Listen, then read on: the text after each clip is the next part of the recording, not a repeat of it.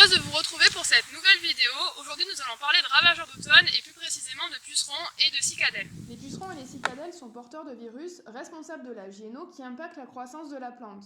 La contamination se fait à l'automne, début d'hiver, dès la levée des plantes.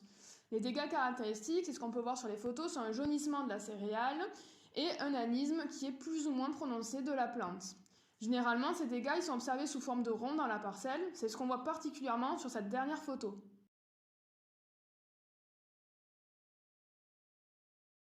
Pour répondre à cette question, on peut utiliser plusieurs éléments.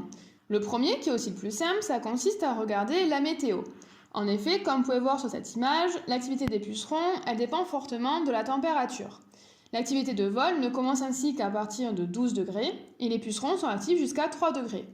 Autrement dit, la contamination de nouvelles parcelles ne se fait que si la température est supérieure à 12 degrés. En dessous, les pucerons ne se déplacent plus.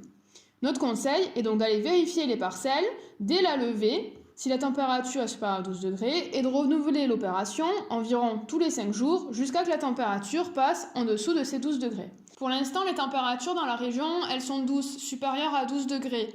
Ces températures, elles devraient se maintenir comme ça jusqu'au 20 novembre, donc il va falloir redoubler d'attention par rapport au risque puceron, puisque ce risque semble élevé. Parmi les éléments qui peuvent nous aider à décider si une intervention est nécessaire ou pas, on va pouvoir également utiliser les pièges chromatiques.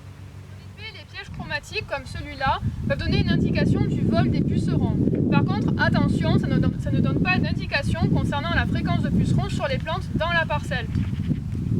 Actuellement, dans la région, le réseau de pièges qu'on a installé semble indiquer la présence de pucerons et de cicadelles. Donc attention, vigilance.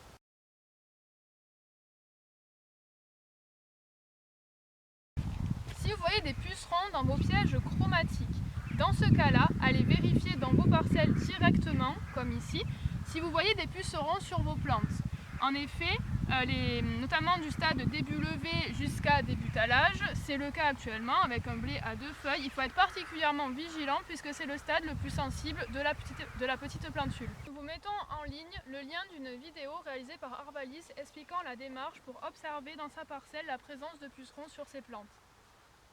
Pour rappel, le seuil de nuisibilité est la présence de pucerons sur 10% des plantes ou la présence de pucerons pendant plus de 10 jours d'affilée. Si vous ne voyez pas de pucerons sur votre parcelle, dans ce cas-là, réitérez l'opération environ tous les 5 jours jusqu'à que les températures deviennent plus fraîches, c'est-à-dire en dessous de 12 degrés. Si vous en voyez par contre et que le seuil est dépassé, intervenez dès que possible sur la parcelle. L'ensemble des spécialités autorisées sont présentes sur le message ABDD du 12 novembre. Pour rappel, les insecticides qu'on utilise contre les pucerons et les cicadelles reposent sur la famille des pyrétrinoïdes.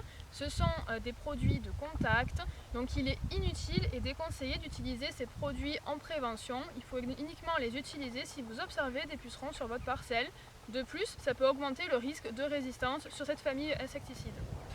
On vous remercie d'avoir regardé cette vidéo consacrée aux pucerons et aux cicadelles. Nous reviendrons très rapidement avec une prochaine vidéo.